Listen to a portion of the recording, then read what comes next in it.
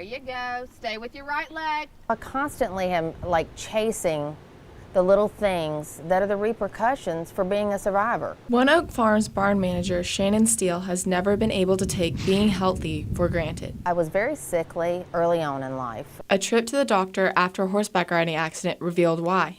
Neuroblastoma, which is a very aggressive cancer of the nervous system, and when they found it, I was already at stage 4. Doctors gave her 6 weeks to live. Shannon was only 8 years old. The hardest thing a parent ever has to hear, and I never want any parent to have to hear that. After 3 years of intense chemo and radiation, Shannon went into remission. People think when you're done, but there's lots of after effects that come from that. She underwent 9 surgeries and spent a year of high school homebound. Shannon always felt different from other people her age. She never told her friends about her struggles. I was very uncomfortable with that, and it made me feel very much less than. And it took me a long time to reach a point where I didn't have a lot of self-abuse of, you know, you're not like those people. You'll never be as good as those people. This insecurity also led to some social anxiety. I get a little intimidated around new people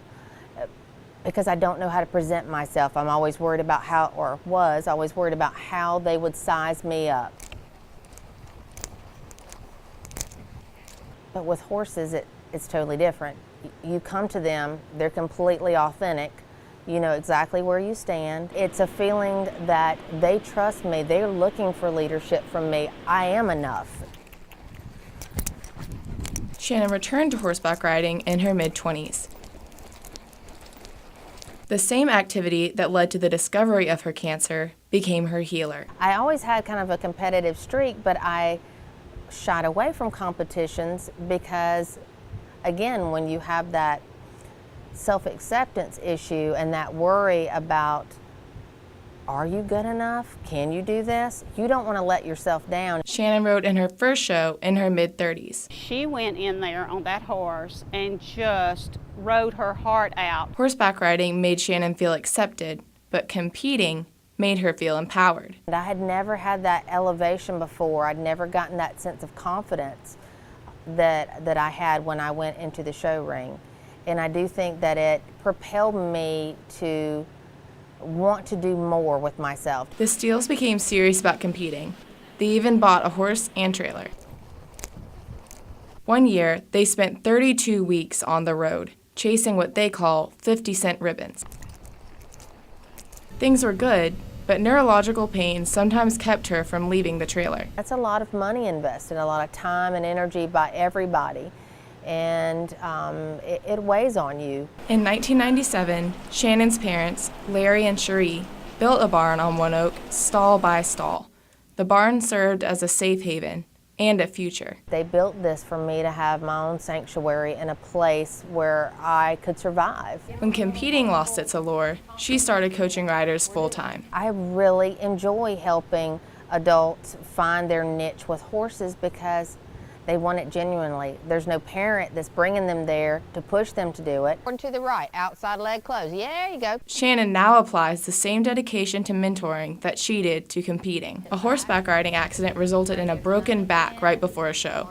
But Shannon rode through the pain so she could coach her riders. I was committed to helping those ladies get those horses to the show. I promised them that's what we were going to do, and the horse trailer was packed, and the horses were clean and ready to go, so we were going.